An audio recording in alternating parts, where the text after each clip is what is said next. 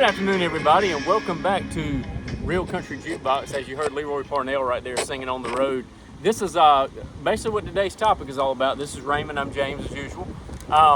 Today's topic is stories from the road, and we're not giving any fiction or anything like that. But when I say on the road, stories from the road, it's gonna be a little bit more loose than that. Basically, just country music stories outside of the stage. Basically, stuff that happened doesn't necessarily have to be on the road per se, but that's the general idea. And we're going to tell them to the best of our knowledge, the way we heard them, whatnot, so on and so forth. Yeah, and all the ones that I have, I actually heard it come out of people's mouths and didn't just read it, because you never know what you're going to read. That's up there. I don't know about yours. But Conflicting stories, yeah. Yeah. So I'm going to start out with an interesting one to me. When we went to the Grand Ole Opry and saw Bill Anderson, I got pretty interested in him. And on The Circle, which is a TV show, a TV channel, he has several interviews up there. And I didn't see this on The Circle, but that's what got me thinking about to look him up. I'm also a big Johnny Cash fan. Well, to tell the story exactly how I heard it, the Daddy Sang Bass song by Johnny Cash, and the Statler Brothers did the chorus, I believe. Yeah. Okay. So, Billy Anderson and Jan Howard, this has been since Johnny Cash passed away. They were on a show talking about that song, Daddy Sang Bass, and Jan Howard said that she was at her home. It was about 10 p.m. She got a phone call from, make sure I tell the story exactly how I got it, from Carl Perkins, and called and asked if she would go up there and sing the Mama Sing tenor part for Johnny Cash, that he didn't want nobody to do it but her. Well, she said she had sung with Johnny on plenty of his albums, but they weren't able to use her name because she was on a different label. Ouch. Yeah. So she said that to this day, a lot of people think that it's either June Carter or Anita Carter that sings that, but it's really her. Interesting. Yeah. But a couple funny things about that. So first of all, Johnny demanded her at 10 p.m. to go to the studio and play it's one phrase, that's it. I thought that was humorous, but another thing that was funny is, I guess she was on the Johnny Cash show for a little while, and the three of them were together, and Bill was telling Johnny that he taught Jan how to whisper. And without missing a beat, Johnny said, "I wish he taught you how to sing." And he said as soon as he said it, he felt so bad about it, that he asked if they could cut that out of the series they were doing. I'd have felt bad too. And Bill said, "No way, we're cutting that out. We're leaving that in there." So for comedic effect. Yeah. So anyway, I just thought that was an interesting story. You never know what kind of stories you're going to get when it comes to Johnny Cash. So I appreciate these funny stories like this with guys like Bill Anderson, because I wasn't very familiar with Bill before the Grand Ole Opry. And to be honest with you, I didn't know who Jan Howard was, to tell you the truth. Yeah. It's unfortunate, but now I know. So it's some interesting stories with that. That is funny, and I'd never heard that story. You told it well too. I don't know a lot about Jan Howard either. I knew who she was, but I don't know a whole lot about her. But Bill Anderson, I've seen in concert. He's just a living legend, man. He's cool, and yeah, it just seems like the stories are better from back in those days than they are more recent times. I'm sure there's plenty to tell in recent times too. And you mentioned Carl Perkins too. I'm gonna piggyback off that a little bit. Carl Perkins, back in the day, I know I talk about back in the day a lot, but back in the day, like when CMT first came out and it was 24 hours of videos, one of the first videos I ever saw was Carl Perkins' Blue Suede Shoes. Still, to me, his version is better than Elvis's. And it's just a really cool video, man. It's like a little 80s movie, but it's really cool, Carl Perkins' Blue Suede Shoes. If y'all have never seen that, y'all should check that out. It's pretty funny. Oh, yeah. Yeah. And that leads me into... he was a rock and roll singer, a gospel singer, and a country singer, so it fits the mold. But leading into Elvis, and I didn't even do that on purpose, one of my stories was from the road is Elvis Presley.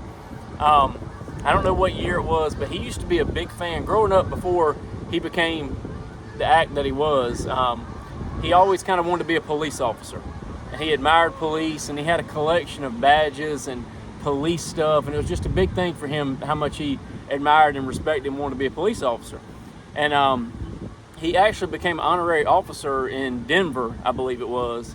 And anyway, he had his Lincoln made up with a siren and blue lights and all that sort of stuff, and he would ride around Memphis and pull people over. I mean, with the siren and stuff, how do you know it's not a cop? But anyway, he would pull people over and kind of lash out at them about what they were doing wrong, give them a citation, but then he would sign an autograph. Obviously, they knew who it was, everybody did. But then he would sign an autograph and let them go on their way. I just thought that was the funniest thing in the world. So that guy's doing that kind of stuff. It's funny how he had to do the stuff he did to get away from fans knocking at his door. Yeah, he's riding around pulling people over. So I just thought that was a funny story. That is funny. And I'm not big on Elvis, but I got a lot from that. That's hilarious. And most of mine only one of my stories isn't funny. The rest of them, I said them all because they got a funny hook to them at least. Yeah. My next one is Whiskey Myers. It's Whiskey Myers story. So at this time, 2016, they had just released their fourth studio album, and Taylor Sheridan. So all those guys are from Texas. Taylor Sheridan is also from Texas. He's the writer and promoter of Yellowstone. And he said that, well, I got this from Cody Cannon, the lead singer of Whiskey Myers.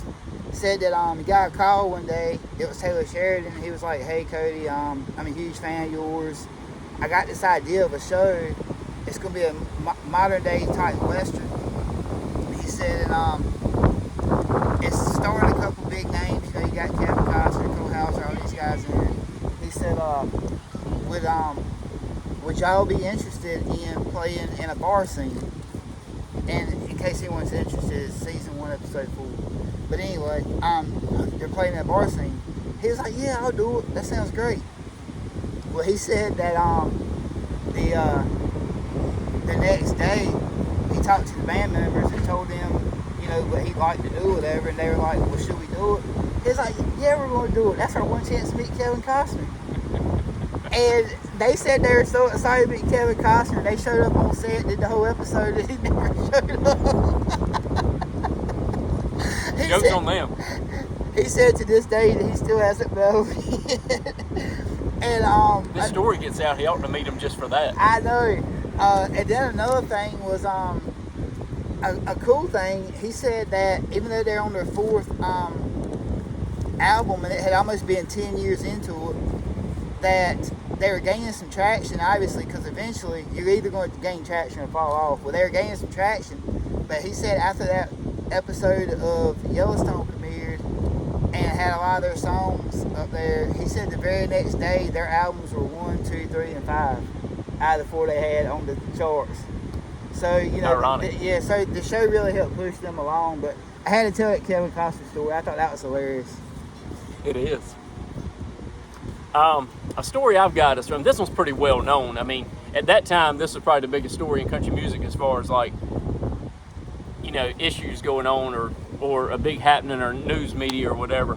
But now people have probably forgotten about it a lot, so I'm going to remind everybody about it. Back in 2000, I think it was 2000 and 2001, when George Strait did the George Strait Country Music Fest, when he had Tim McGraw, Alan Jackson, Faith Hill, the list just goes on and on and on. He did 2 years of stadium tours where it was just a big shebang. It was an all-day thing. But and I went to 2 of them. I went to one in Raleigh and I went to one in Charlotte, and they were both so good. And he's coming back to Charlotte in April, just so everyone knows. Yeah, 2024. So they were in upstate New York, and I don't know if Kenny knew it was a police horse or not, but Kenny Chesney and Tim McGraw, had gone out to do whatever. They were exploring the town or whatnot, and there was a police horse, and I don't know if Kenny knew it was a police horse or not, but he knew it was a horse, and he thought he'd have some fun and jump on it and start riding.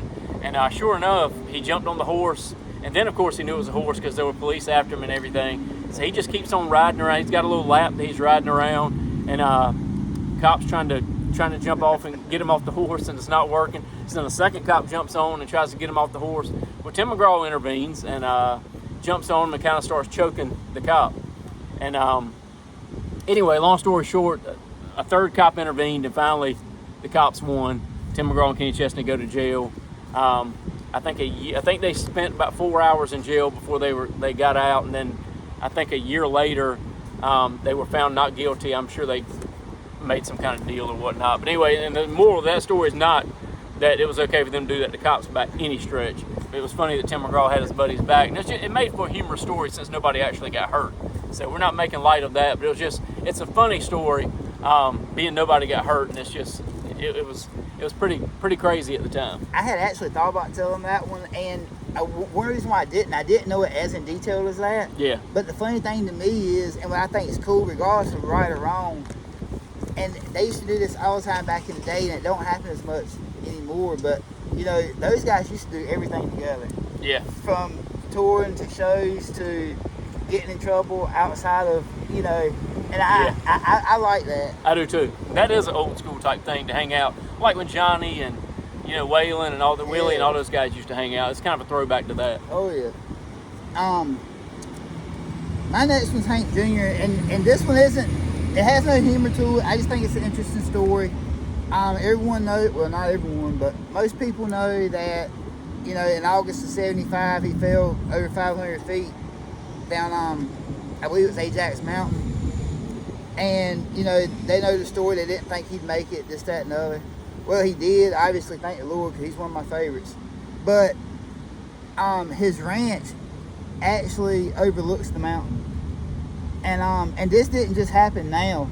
This is like the video, the interview. It was like a 30-minute interview I watched of him. This interview took place in like the late 70s, early 80s. Like it had just happened. And he's, you know, talking about sitting out on his porch, drinking coffee, looking at the But anyway, yeah, so he does a lot of hunting out there, touring. A lot of his awesome songs, like real country music, is written right out there by his lake. He spends his spare time loading ammo and just shooting cannons and fun stuff, like to get away from the stress of being on the road and everything. Yeah. And I just think that that's awesome that what almost took his life, he still embraces it and don't shy away from it. You know what I mean? It kind of had the opposite effect. He made something out of nothing. Yeah. He made something good out of something bad. Yep. So I think that's an awesome story. It is. Another story I've got is from 2002. 2002, Daryl Worley and Trace Atkins were doing the Big Men of Country tour, Size Matters. Big Men of Country, Size Matters.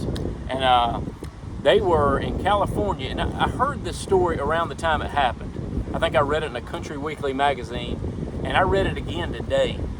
And they both got into a fight and just fought and absolutely trashed a California hotel room. Now, what I don't know, reading the story when it happened and reading the story now, 21 years later, I don't know. It never plainly says what it was over. Were they really mad at each other? Was it a shoot fight? Like, say me and you just wanted to have a good time, and that's how we had a good time, was fighting. Oh, they were fighting each other? They were fighting each other. Oh, dang. Yeah, they were fighting each other. Oh, I thought they were fighting someone else. No, they were fighting each other. Dang. And absolutely tore up a hotel room. And the only quote within the whole thing was that, I think it was Daryl Worley was talking about it. He said, "We were just two alpha males, and we vowed to never do this again." Again, neither story tells whether it was actually over something or whether they were just sparring and it turned to what happened. But anyway, we know that there's not many bigger guys in country music than Trace Atkins and Daryl Worley, and they're not fat guys, they're big muscular dudes. Yes. They both got to be at least 6'7". And it's just crazy to me. Finally, two tour managers intervened and broke it up and said, "Y'all done enough damage to this hotel room, this is going to get really expensive," and put a stop to it. But I just can't imagine two guys that size fighting and what it did to that place. But anyway, I always thought that was an interesting story. And I mean, that's just two huge dudes to be brawling like that. I swear, that is an interesting story. I didn't know that. And the thing is, like, so nobody really knows why it started? No, it never says whether it was a shoot, two guys just hustling, that's how they wanted to have a good time, or whether they were mad at each other. Yeah. It never says. Ain't that something? It's nuts. Yeah, I know Trace Atkins has been shot before from his ex-wife. So this was nothing to him. Yeah. I got my last story. This is my favorite of all the ones I've talked about, so it's going to be funny. Yeah.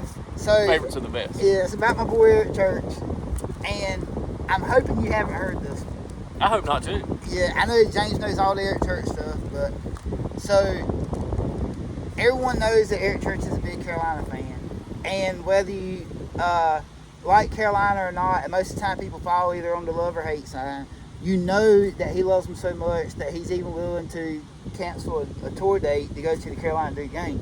Right. Well, he said that that Carolina was playing football at Virginia Tech.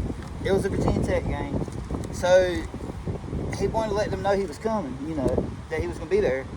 I don't know if he talked to the Carolina coach or whoever, but said that that he went to the Carolina game and set up, everything's nice and he's ready to go, and said that the Carolina boys come out, hit the banner, all this stuff, crowd's going crazy.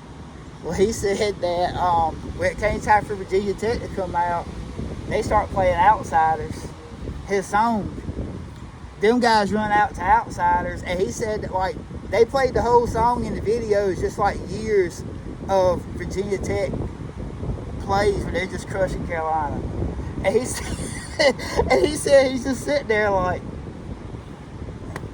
good job, guys. I mean, I can't. He was like, that is the greatest thing they could have possibly done, knowing I was coming. Definitely. And I don't know if you'd heard that story or not. Man, there's a slight piece of it that sounds a little familiar. Like maybe I heard like a blurb of it or something, but not to the detail you just told me. So basically, I haven't heard it. Okay. That's pretty good. Yeah, I thought it was hilarious because he was like, well played. He was like, that's genius right there. Whoever came up with that, knowing I was going to be here, is just perfect. That's for sure. So, no, I had not heard it told like that, if at all. So that's really, really good. That's my last one. Okay. A couple more things I'm going to say. A story I was reading was saying that Willie Nelson, back in the day when they were touring real heavy, Willie went to pick up, they were in Texas and it was hot, and Willie went to pick up Waylon and Jesse from the airport. And apparently he was so excited about this particular meeting with Waylon, he forgot to put gas in his car. So they're riding down the road, and car runs out of gas. They're standing there. They're thinking for sure people passing by, especially in Texas, know who Waylon and Willie are. So somebody is going to stop by and pick us up. I guess people didn't take it serious. People were recognizing them because they said people were riding by and they were just waving at them and honking at them and stuff. Oh, cool, Waylon and Willie. But I guess they didn't think about, the human side, that they can run out of gas on the side of the road too. Yeah. So anyway, nothing was working. They were out there for about an hour. That's and finally awesome. Waylon said, well, why don't Jesse, a pretty woman, why don't Jesse try to wave somebody down? And she tried doing that before any of that went on. It just happened that Willie's wife came by and she saw him and picked him up and took care of it and everything. And they got back to where they were going. And the only other story I was going to tell was a lot of you may or may not know this, but when Tracy Lawrence first moved to Nashville, he hadn't been in Nashville long at all. And long enough to get a record deal, though. And he had gotten a record deal, and they'd laid out all the tracks for the first album, and it hadn't come out yet, but Sticks and Stones was on the radio. And he had gone to, at that time, he was riding around Nashville, and a girlfriend of his, I don't think it was his girlfriend, but a girlfriend from high school had come in town to see him.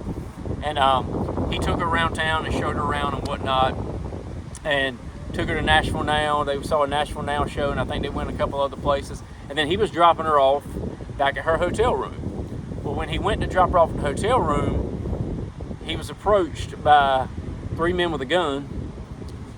And he tells the story. If you go to YouTube, there's a Ralph Emery blurb. If you look up Ralph Emery and Tracy Lawrence shooting incident, you'll find it. But he can tell the story better than I can. But needless to say, this is one of the most heroic stories I've ever heard, because he's probably 21 years old at this time. This could have ended his whole career. Sticks and Stones had just got to radio, and who knows what was going to happen after that.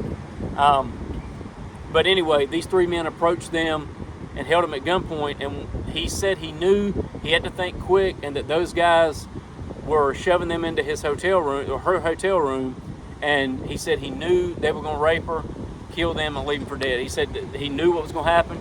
He was either going to die that way, or he was going to have to die fighting.